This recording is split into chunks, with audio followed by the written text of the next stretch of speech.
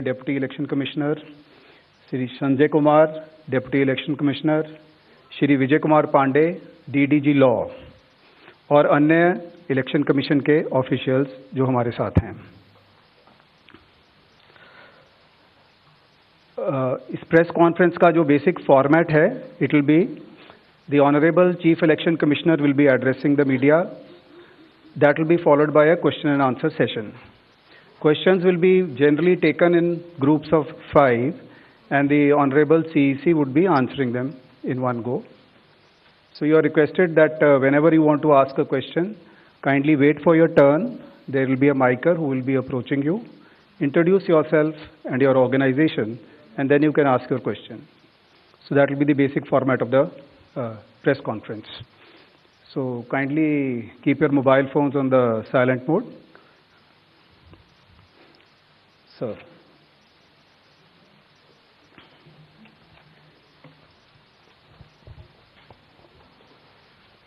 Honorable Election Commissioner, Dr. Sukhbir Singh Sandhu ji, Honorable Election Commissioner, Dr. Vivek Joshi जी,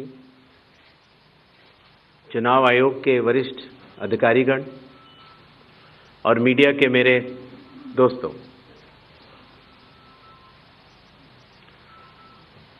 सबसे पहले चुनाव आयोग मतदाताओं के नाम एक संदेश देना चाहता है। भारत के संविधान के अनुरूप भारत का हर नागरिक जो 18 वर्ष की आयु पूरी कर चुका हो, उसे मतदाता अवश्य बनना चाहिए और मतदान भी अवश्य करना चाहिए। आप सभी जानते हैं कि कानून के अनुरूप हर राजनीतिक दल का जन्म चुनाव आयोग में रजिस्ट्रेशन से ही होता है। तो फिर चुनाव आयोग उन्हीं राजनीतिक दलों में भेदभाव कैसे कर सकता है?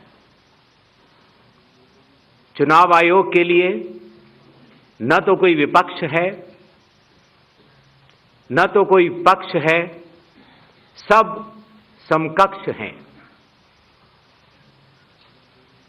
चाहे किसी भी राजनीतिक दल का कोई भी हो,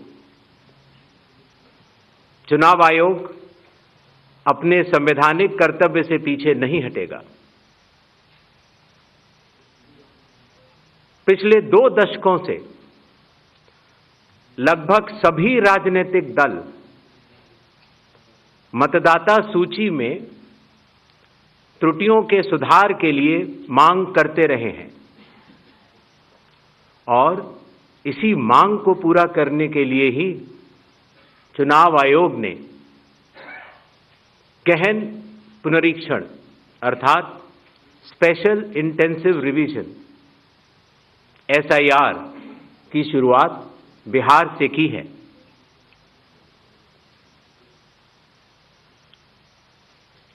SIR की प्रक्रिया में सभी मतदाता बूथ लेवल ऑफिसर्स और सभी राजनीतिक दलों द्वारा नामित 1.6 लाख BLAs ने मिलकर एक प्रारूप सूची तैयार की है। इस प्रारूप सूची की एक कॉपी आप सभी लोगों को दी गई है, जिसमें कि हर बूथ में जब ये प्रारूप सूची तैयार की जा रही थी तो सभी राजनीतिक दलों के बूथ लेवल एजेंट्स ने उसे हस्ताक्षर के साथ भी सत्यापित किया है। इस प्रारूप सूची में त्रुटियां हटाने के लिए एक बार फिर निर्धारित समय परिधि में सभी मतदाता और राजनीतिक दल मिलकर अपना बहुमूल्य योगदान दे रहे हैं। विगत आंकड़ों के अनुसार स्वयं मतदाताओं ने लगभग 28,370 ऐसे क्लेम्स एंड ऑब्जेक्शंस दिए हैं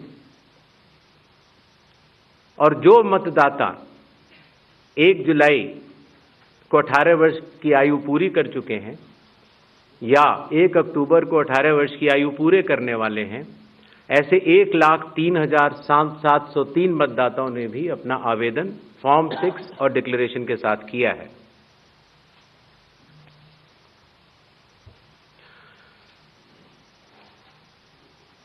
और इन क्लेम्स एंड ऑब्जेक्शंस के लिए, इन त्रुटियों को हटाने के लिए बिहार के एसआईआर में 1 अगस्त से 1 सितंबर का समय निर्धारित है।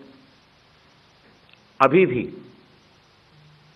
15 दिन का समय बाकी है।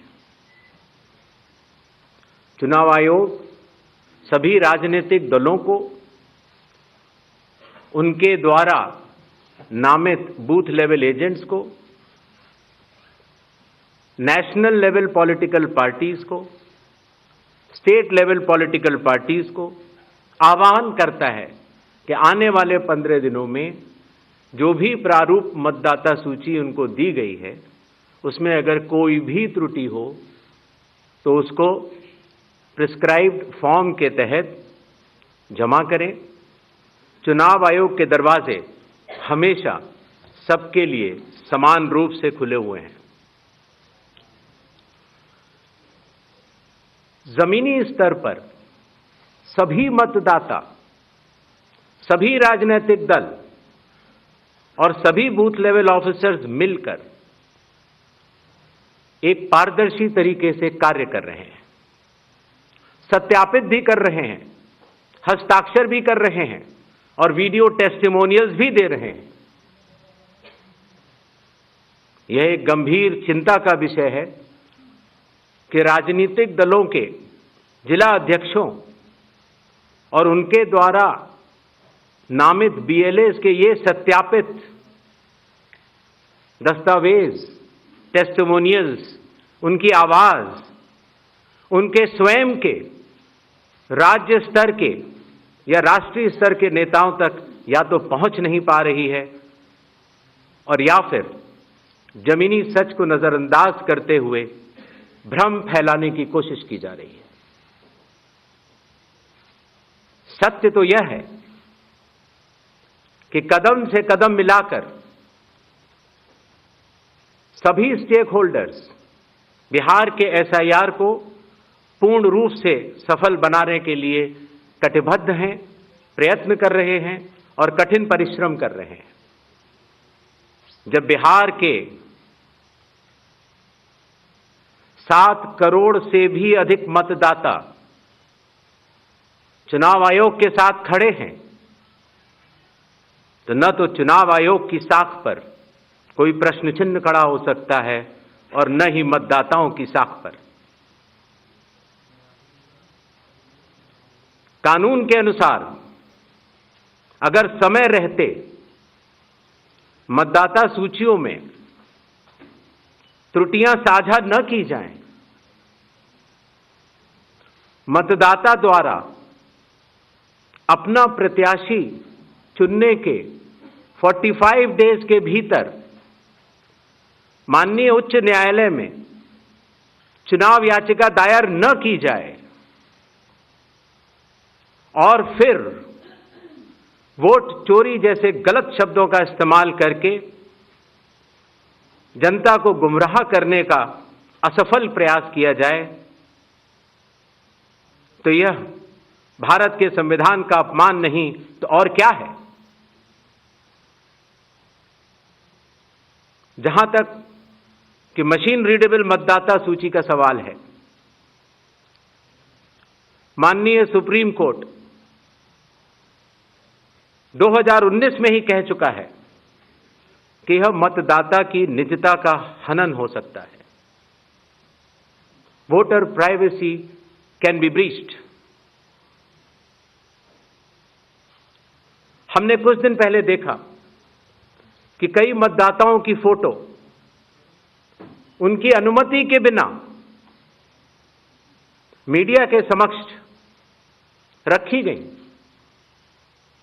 उनके ऊपर आरोप लगाए गए, उनका इस्तेमाल किया गया। क्या अपनी माताओं, बहुओं, बेटियों सहित किसी भी मतदाता की सीसीटीवी वीडियो चुनाव आयोग को साझा करनी चाहिए क्या? मतदाता सूची में जिसका नाम होता है वही अपने प्रत्याशी को चयनित करने के लिए वोट डालता है। लोकसभा के चुनाव की प्रक्रिया में 1 करोड़ से भी अधिक कर्मचारी, 10 लाख से भी अधिक बूथ लेवल एजेंट्स, 20 लाख से भी अधिक प्रत्याशियों के पोलिंग एजेंट्स चुनाव के लिए कार्य करते हैं। इतने सारे लोगों के समक्ष इतनी पारदर्शी प्रक्रिया में क्या कोई भी मतदाता वोट की चोरी कर सकता है? कुछ मतदाताओं द्वारा दोहरे मतदान के आरोप लगाए गए। सबूत मांगने पर जवाब नहीं मिला। ऐसे मिथ्या आरोपों से न तो चुनाव आयोग डरता है और न ही कोई मतदाता। जब चुनाव आयोग के कंधे पर बंदूक रखकर भारत के मतदाताओं को निशाना बनाकर राजनीति की जा रही हो, तो आज चुनाव आयोग सबको स्पष्ट करना चाहता है कि चुनाव आयोग निडरता के साथ सभी गरीब, अमीर, बुजुर्ग, महिला, युवा सहित सभी वर्गों और सभी धर्मों के मतदाताओं के साथ बिना किसी भेदभाव के चट्टान की तरह खड़ा था, खड़ा है और खड़ा रहेगा। जय हिंद, जय Bharat.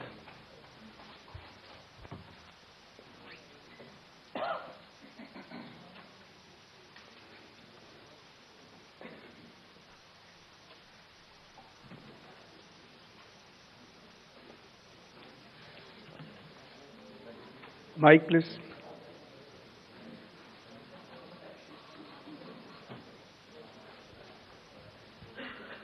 Sir, good evening. I am Prashant from Asianet News. Sir, here. Here. Prashant from Asianet News. As you know, after Rahul Gandhi's press conference, there are many issues coming up from different states, including states like Kerala. Will you initiate an inquiry into all these allegations which are coming from different states? Next, 5 questions. 22.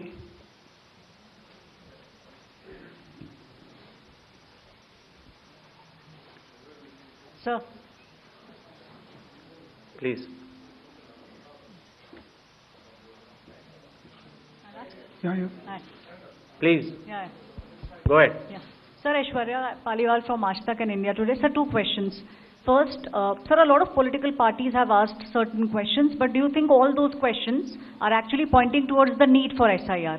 Sir, second question is arrangements. What arrangements you've made for the vulnerable groups? Because a lot of people are asking senior citizens, migrants, marginalized. So if you can focus on that, sir.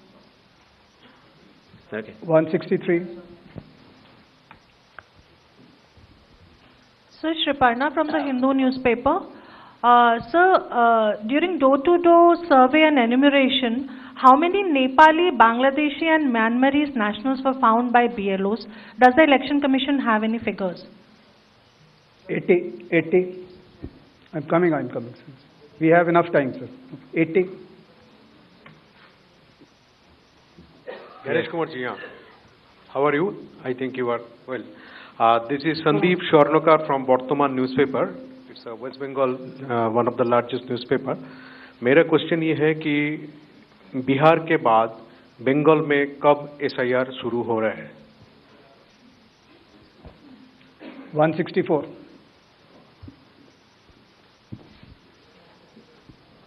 Sir, sir Neeraj हूँ, news 18 India से, network 18 से। हमारा सवाल है कि special summary revision सालाना तौर पे होता है हर साल, तो एसआईआर की जरूरत आपको कौन सा मतदाता सूची दोनों प्रक्रिया से अलग मिलेगा, हम ये जानना चाह रहे हैं। और एक सप्लीमेंट्री सवाल है इसी के साथ कि आपने कहा कि कुछ पॉलिटिकल पार्टीज के नेता भ्रम फैलाने की कोशिश कर रहे हैं। उनका ये भी कहना है, राहुल गांधी की मैं बात कर रहा हूँ, थोड़ी देर पहले उन्होंने कहा है क्यों उन्हीं से शपथ पत्र सिर्फ मांगा जा रहा है, दूसरे लोग, दूसरी पार्टी के लोग जो सवाल कर रहे हैं उनसे क्यों नहीं। तो इन 5 सवालों को पहले ले लेते हैं।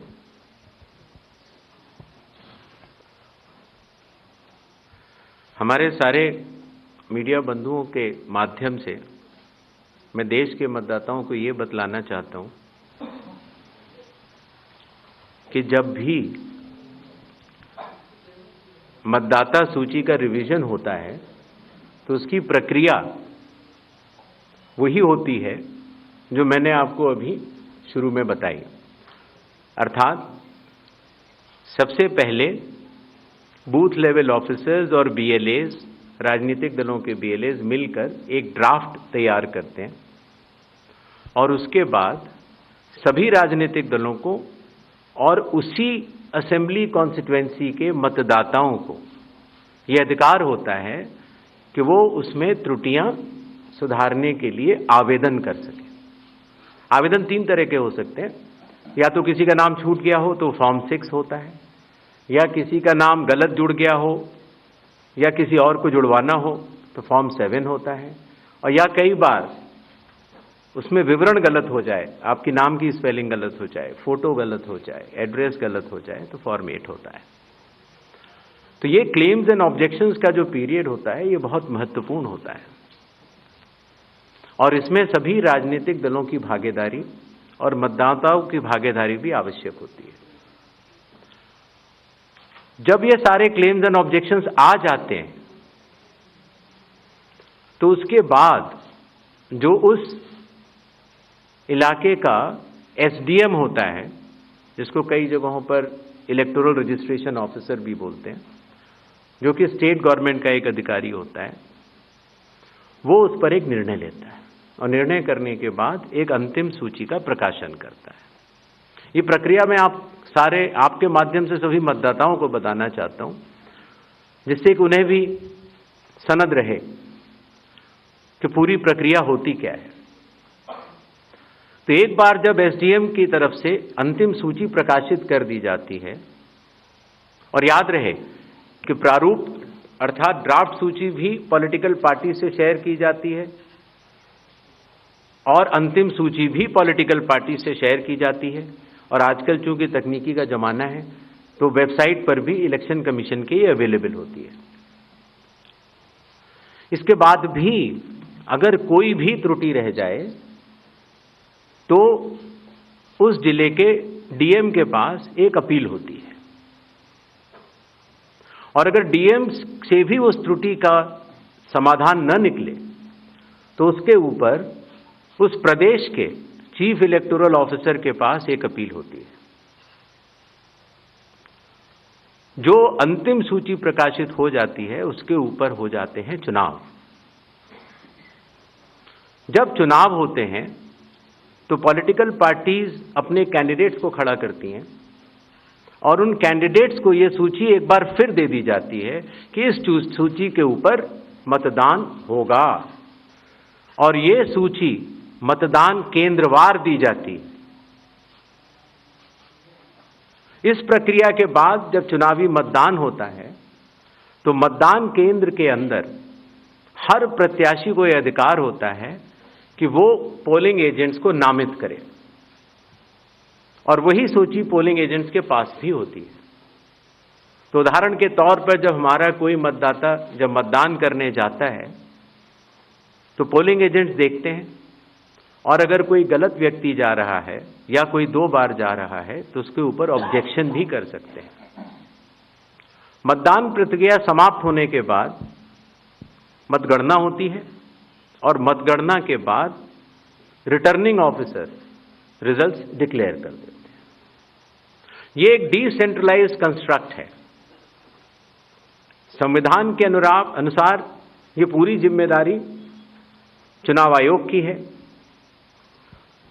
लेकिन लोक प्रतिनिधित्व कानून के तहत चुनाव आयोग तो एक छोटा सा 800 लोगों का एक समूह है, तो लोक प्रतिनिधित्व कानून के तहत चीफ इलेक्टोरल ऑफिसर, हर जिले का डिस्ट्रिक्ट कलेक्टर, जिसको डिस्ट्रिक्ट इलेक्टोरल ऑफिसर भी कहा जाता है, हर असेंबली कॉन्स्टिट्यूएंसी का इलेक्टोरल रजिस्ट्रेशन ऑफिसर जो कि एसडीएम भी होता है, बूथ लेवल ऑफिसर्स, ये सभी के सभी सिर्फ इसी काम के लिए चुनाव आयोग के पास डेपुटेशन पर भी रहते हैं, सिर्फ मतदाता सूची और मतदान कराने के लिए।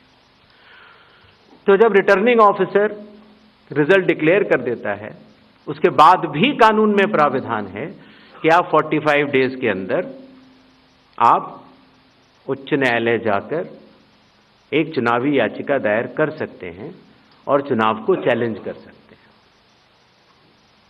जब यह प्रक्रिया 45 दिन समाप्त हो जाते हैं, उसके बाद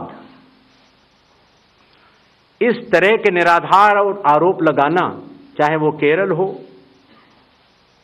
चाहे वो कर्नाटक हो, चाहे वो बिहार हो,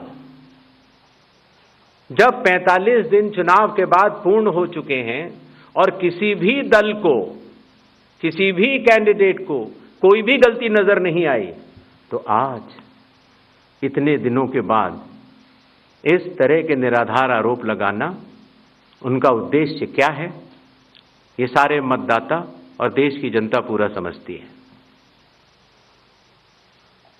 जहां तक स्पेशल इंटेंसिव रिवीजन की जरूरत क्यों पड़ी और स्पेशल इंटेंसिव रिवीजन में और नॉर्मल जो रिवीजन हर साल होता है, दोनों में क्या फर्क है, ये बहुत अहम सवाल है।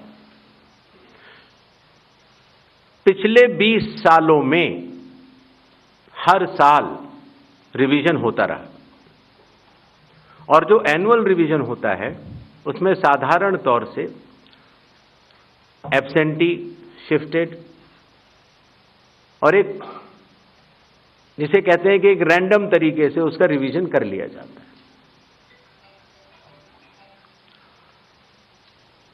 जब पिछले 20 सालों से इंटेंसिव रिवीजन नहीं हुआ, हालांकि पहले होते थे, अभी तक भारत में 10 से ज्यादा बार स्पेशल इंटेंसिव रिवीजन हो चुके हैं और स्पेशल इंटेंसिव रिवीजन की खासियत ये होती है कि मतदाता सूची को, इलेक्टोरल रोल को टोटली मैक्सिमम प्योरीफाई करने के लिए एक इन्यूमरेशन फॉर्म भरा जाता है और हर मतदाता उसको जब भर के देता है तो उसका नाम मतदाता सूची में फ्रेश, एकदम नए तरीके से सूची बनाई जाती है। और ये इंटेंसिव रिवीजन इसलिए भी आवश्यक हो गया, एक तो सभी राजनीतिक दलों की लगातार शिकायतें आती जाती हैं कि साहब वहां पर वोट बढ़ गए, वहां पर वोट कट गए, इन लोगों का वोट सही बना, इन लोगों का वोट गलत बना। साथ ही साथ समय के साथ कई लोग जो गांव में रहते थे, जहां पर उनका वोट था, वो शहर में आ गए, उनका वोट गांव में रह गया और जब वो शहर में आए तो वोट कटवाने की प्रक्रिया की भी अपनी कानूनी जटिलताएं हैं, तो उनका वोट गांव में भी रह गया, शहर में भी हो गया।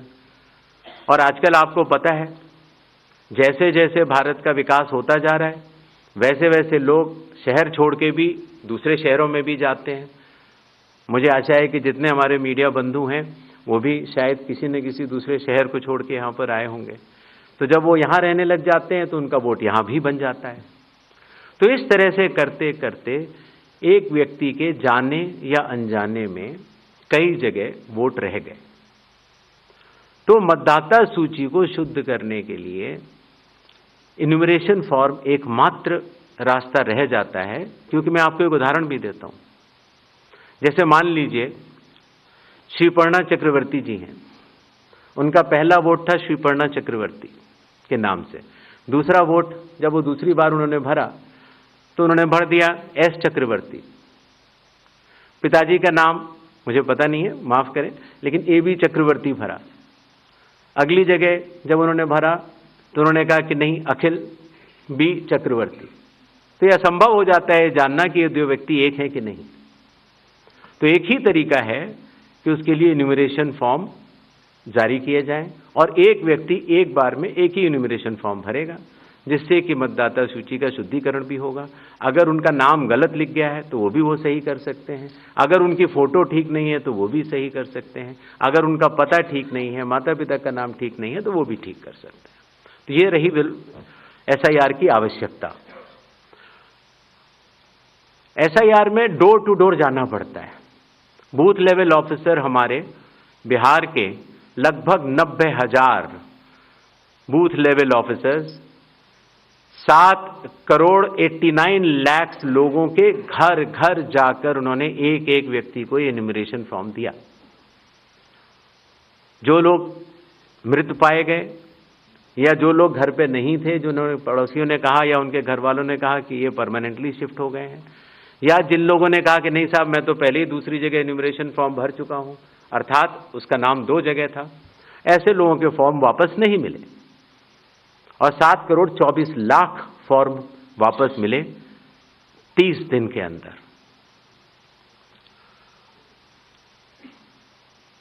इनमें से एक सवाल यह था कि कितने नेपालीज हैं और कितने बांग्लादेशीज।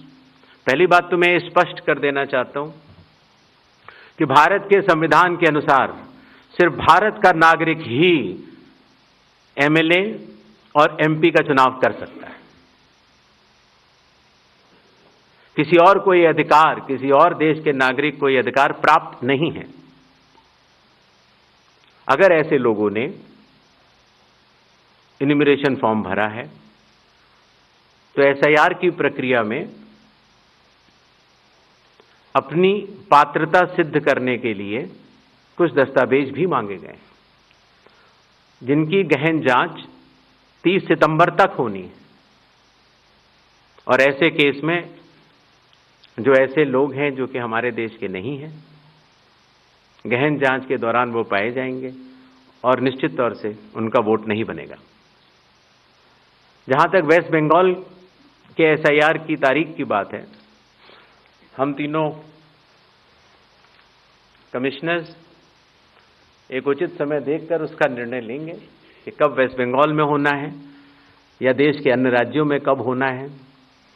उसकी तारीखों का ऐलान आने वाले समय में उचित समय पर किया जाएगा।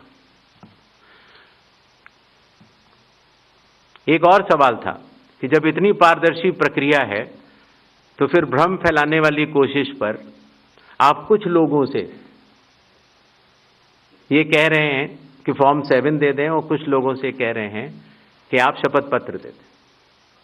इसका जवाब ये है, लोक प्रतिनिधित्व कानून में जो सबके लिए बराबर है, मेरे लिए भी है, आपके लिए भी है और किसी भी सांसद के लिए भी है और किसी भी MLA जी के लिए भी है। अगर आप उसी निर्वाचन क्षेत्र के निर्वाचक हैं तो आपको समय रहते शिकायत करने का पूरा मौका है। आप फॉर्म 6 भर सकते हैं, फॉर्म 7 भर सकते हैं, फॉर्म 8 भर सकते हैं। आपके राजनीतिक दल के बूथ लेवल एजेंट्स को भी यह अधिकार प्राप्त होता है कि वो एक शपथ देकर 10-10 फॉर्म भी बूथ लेवल ऑफिसर्स को दे सकते हैं, बशर्ते आप उस विधानसभा क्षेत्र के निर्वाचक हो। लेकिन अगर आप उस विधानसभा क्षेत्र के निर्वाचक नहीं हैं, उस कॉन्स्टिट्यूएंसी के आप इलेक्टर नहीं हैं, और अगर आप अपनी शिकायत को आगे बढ़ाना चाहते हैं, एक विषय होता है शिकायत करना, एक होता है उसके ऊपर भ्रम फैलाना, और एक होता है उसके ऊपर चुनाव आयोग पर आरोप लगाना। तो ग्रेडेड रिस्पांस के तहत अगर आप उस क्षेत्र के निर्वाचक नहीं हैं तो आपके पास एकमात्र कानून में विकल्प है, और वो है रजिस्ट्रेशन ऑफ इलेक्टर रूल्स, रूल संख्या 20, sub clause 3, sub clause B, जो ये कहता है कि अगर आप निर्वाचक नहीं हैं उस विधानसभा क्षेत्र के, तो आप एक विटनेस के तौर पर अपनी शिकायत दर्ज करा सकते हैं और इलेक्टोरल रजिस्ट्रेशन ऑफिसर को आपको एक ओथ देनी होगी और वो ओथ जिस व्यक्ति के खिलाफ आपने शिकायत की है उसके सामने एडमिनिस्टर करानी होगी। ये कानून शायद इस सदन में बैठे सभी लोगों के जन्म के पूर्व का बना हुआ है और सबके लिए बराबरी तौर से लागू है। आशा है इन 5 सवालों को मैंने जवाब दे दिया होगा। आगे बढ़े। 4. I'm coming. Hi, sir. Please, I'll come to you, no problem. Hi, sir. Vrinda from Hindustan Times. Yes. So first question is that initially when the draft electoral rolls were uploaded on the website, these were machine readable and searchable as well. The size was smaller, the pictures were clearer. But soon after Rahul Gandhi's press conference, the rolls were updated and they were changed into non-machine readable, non-searchable, low quality pictures. So was that because a lot of searches were being conducted in these rolls? And secondly, why is the dual epic ID issue there in Bihar? Despite the commission saying back in May that, we have resolved it across the country. 76. Sir मैं मुकेश कौशिक हूँ दैनिक भास्कर से। Sir आपने देखा होगा कि Rahul Gandhi leader of opposition ने central Bengaluru की constituency के तहकीकात की और ढेर सारे आरोप लगाए। उनका कहना था कि फेक सस्पिशियस वोटर बन रहे हैं, मैनिपुलेटेड हैं, मास एडिशन हुए हैं। इसके 2-3 दिन बाद ही बीजेपी के पावरफुल लीडर अनुराग ठाकुर जी ने प्रेस कॉन्फ्रेंस की और उन्होंने कहा कि उनके पास कंक्रीट प्रूफ हैं कि कंक्रीट प्रूफ है इस बात की कि lakhs of suspicious voters, duplicate voters, fake addresses, age manipulation, mass addition have been found in Wayanad, Raebareli and other constituencies. देश की 2 बड़ी राजनीतिक पार्टियां ये आरोप लगा रही हैं कि fake voters, bogus voters, manipulation of age, duplicate voters ये मौजूद हैं। तो आप कितना सहमत हैं और इन आरोपों के आप क्या जांच कोई कराएंगे? 196. Hi, I'm coming. Shri Gyanesh Kumar, मेरा नाम परंजॉय गुहा ठाकुरता है, मैं फ्रीलांस जर्नलिस्ट हूँ। Paranjoy Guha Thakurta. Sir, few questions. इतना हड़बड़ी में आपको एसआईआर करने का क्या जरूरत है जब बाहर चल रहे बिहार में बारिश के समय, और समय बहुत लोग कह रहे हैं बहुत कम है। आपको सुप्रीम कोर्ट ने आदेश किया 14 तारीख के दिन, आपको मशीन रीडेबल जो 65 लाख लोग का नाम नहीं है तो आपको देना पड़ेगा। इससे पहले आपने क्यों नहीं दिया? आखिरी सवाल है कि महाराष्ट्र में जो 40 लाख नया वोटर आए हैं और लोग कह रहे हैं कि पहला बार महाराष्ट्र के इतिहास में, भारतवर्ष के इतिहास में वोटर ज़्यादा और 18 साल उम्र के लोग कम, और 5 बजे के बाद बहुत लोग वोट दिया। तो ये सारे जवाब मुख्यमंत्री देवेंद्र फडणवीस दे रहे, राजनीतिक दल का नेता दे रहे, चुनाव आयोग अभी तक खामोश थे, क्यों? 279.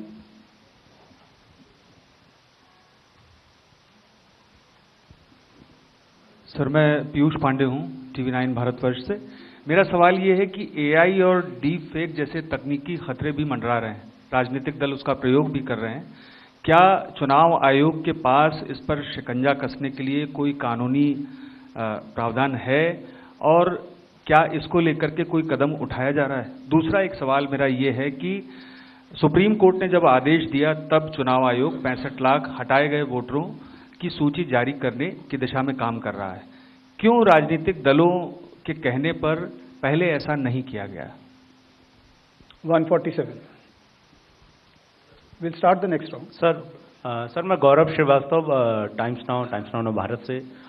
मेरा सवाल ये है सर कि चूंकि हम लोग चुनाव आयोग भी देखते हैं, सुप्रीम कोर्ट में सुनवाई भी देखते हैं, बार बार ये सवाल उठा, और जिस बात को आप कह रहे हैं कि भारत का संविधान कहता है कि भारत का नागरिक ही वोट डाल सकता है, लेकिन भारत के नागरिक ही वोट डाले और चुनाव आयोग नागरिकता तय करे के बीच की जो एक पतली सी रेखा है उसको लेकर जो कानूनी लड़ाई है वो कैसे सुलझने वाली है? और दूसरा ये कि जो ये बार बार विवाद आता है कि वोटर लिस्ट जो है वो सर्चेबल हो, फिर उसमें एक जैसे कई नाम हैं, क्या ऐसी कोई प्रक्रिया या आधार को लेकर जो चर्चा है कि अगर आधार से लिंक कर दिया जाए सिर्फ इस मकसद से कि एक व्यक्ति के पास दूसरा वोटर आईडी कार्ड न बनने पाए जब तक कि डेटाबेस में ऐसी जानकारी हो, इसके लिए आयोग क्या कदम उठा रहा है? तो इन 5 अपने जर्नलिस्ट का मैं जवाब देता हूं।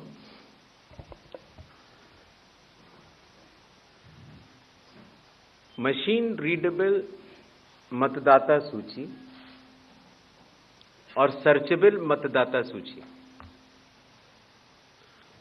दोनों में हमें अंतर समझना होगा। जो चुनाव आयोग की वेबसाइट में मतदाता सूची होती है, उसमें आप एपिक नंबर डाल के सर्च कर सकते हैं, डाउनलोड भी कर सकते हैं। इसको मशीन रीडेबल नहीं कहा जाता। मशीन रीडेबल के ऊपर मैंने आपको शुरुआती उसमें बताया था कि 2019 में माननीय सुप्रीम कोर्ट ने भी इस विषय का गहन अध्ययन किया और ये पाया कि मशीन रीडेबल इलेक्टोरल रोल देने से वोटर की प्राइवेसी का हनन हो सकता है। इसलिए मशीन रीडेबल एक अलग चीज़ है। जो मशीन रीडेबल का अर्थ ये होता है कि आप उस इलेक्टोरल रोल को पढ़ भी सकते हैं। उसमें अगर आपके पास कंप्यूटर पे वो सूची आ गई तो आप ये फ़ोटो उठा के दूसरी जगह भी डाल सकते हैं। अगर आपने एक व्यक्ति की फ़ोटो दूसरी जगह डाल दी और पलट दी तो वो व्यक्ति वोट ही नहीं कर पाएगा, क्योंकि जब वो वोट करने जाएगा तो उसका चेहरा नहीं मिलेगा। तो मशीन रीडेबल एक अलग चीज़ है, मशीन रीडेबल वर्जित है। तो उसको आप, और ये चुनाव आयोग का अकेला फैसला नहीं है, ये चुनाव आयोग का फैसला माननीय सुप्रीम कोर्ट के जजमेंट के बाद है और 2019 से है। तो मशीन रीडेबल अलग चीज़ हो गई और एक लिस्ट को सर्च करना वो एक अलग विषय हो गया। जब आप एक लिस्ट को सर्च करते हैं तो उसमें एक सवाल यह आया था कि डुप्लीकेट एपिक की समस्या चुनाव आयोग ने जब पहले सॉल्व कर ली तो इस तरह के डुप्लीकेट एपिक दोबारा कैसे आए। डुप्लीकेट एपिक दो तरीके से हो सकते हैं। एक कि एक व्यक्ति जो वेस्ट बंगाल में है, जो व्यक्ति अलग है, उसका एक एपिक नंबर है, और एक व्यक्ति जो हरियाणा में है उसका एपिक नंबर भी वही है। अर्थात एपिक नंबर 1 व्यक्ति 2। जब ये सवाल उठा लगभग मार्च 2025, जब हम लोगों ने उसके ऊपर चर्चा की और उसको हम लोगों ने पूरे देश भर में सुलझाया, लगभग ऐसे 3 लाख लोग मिले जिनकी एपिक संख्या 1 थी। तो उनकी एपिक संख्या बदल दी गई, जिससे एक ही एपिक से 2 लोग न हो, एक ही नंबर के 2 लोग न हो। दूसरी तरह की डुप्लीकेसी ऐसे आती है जब एक ही व्यक्ति का एक से ज्यादा जगह मतदाता सूची में नाम हो और उसका एपिक नंबर अलग हो। अर्थात व्यक्ति 1 एपिक अनेक। पहली वाली स्थिति ये थी एपिक 1 व्यक्ति अनेक। तो एपिक 1 व्यक्ति अनेक की समस्या तो चुनाव आयोग ने पहले सुलझा ली, लेकिन जब ये विषय आया कि एक ही व्यक्ति और उसके कई एपिक्स हैं, तो कुछ केसेस में जब शिकायत आई तो हम लोगों ने तहकीकात की तो ये समझ में आया कि जो व्यक्ति, जैसे मैंने आपको बताया था कि अगर वो गांव में रहता था तो वहाँ उसका एक जगह नाम था, फिर वो शहर में आया, फिर वो वहाँ से चलते चलते दिल्ली या बम्बई पहुँच गया और उसने अपना पुराना नाम डिलीट नहीं कराया। पहले ये संभव नहीं था। 2003 से पहले नाम अगर आपको पुरानी जगह से कटवाना है तो कोई वेबसाइट नहीं थी इलेक्शन कमीशन की जिसमें एक ही जगह सारा डेटा हो, हर स्टेट। तो अगर आप पटना से चल के दिल्ली आ चुके हैं और आप पटना का वोट कटवाना चाह रहे थे, तो आप एक पत्र लिख सकते हैं। अब उस पत्र के ऊपर कार्रवाई हुई, आपने सही जगह भेजा, नहीं भेजा, और आपका वहाँ वोट नहीं कटा। आप दिल्ली आ चुके, आपका यहाँ नया मतदाता सूची में नाम आ गया, आपके पास एक नया एपिक नंबर है। तो 2003 से पहले चूंकि तकनीकी सुविधा अवेलेबल नहीं थी, तो इस तरह के बहुत लोग जो माइग्रेट कर कर के अलग अलग जगह गए, उनके नाम कई जगह आ गए। फिर एक ये सवाल उठा कि फिर उसको आज की तारीख में तो वेबसाइट है, कंप्यूटर है, उसको आप सेलेक्ट करके हटा सकते हैं। लेकिन वही मैं बात आपको बताना चाह रहा था, चुनाव आयोग मतदाताओं के साथ चट्टान की तरह खड़ा होता है। अगर किसी के कहने से मैं आपका वोट काट दूं, या किसी के कहने से मैं ये मानूं कि पीयूष जी के नाम के, अगर आपको अंदाज़ा न हो तो अगर पीयूष जी के नाम को अगर आप 100 करोड़ में सर्च करेंगे तो आपको हजारों लोग मिलेंगे। अब कौन से पीयूष जी का नाम काटा जाए, कौन से पीयूष जी दो हैं ये? तो अगर इसको जल्दीबाजी में किया जाएगा तो किसी भी मतदाता का नाम गलत कट सकता है, आपकी जगह किसी और का कट जाए।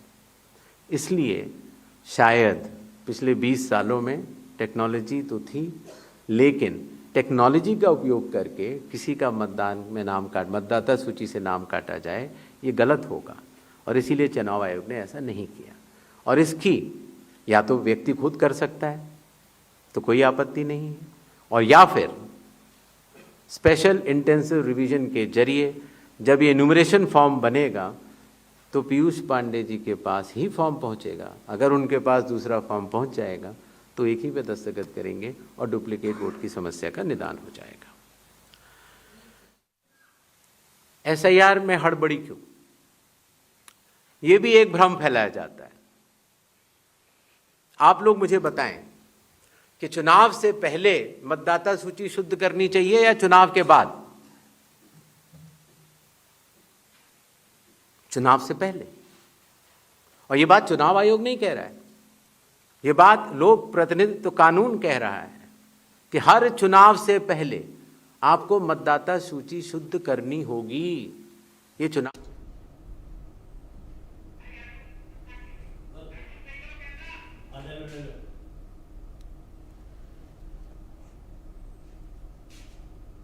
तो इसी की प्रेस कॉन्फ्रेंस आपको दिखा रहे थे, इसको कंटिन्यू करेंगे, लेकिन फिलहाल वक्त एक छोटे से ब्रेक का।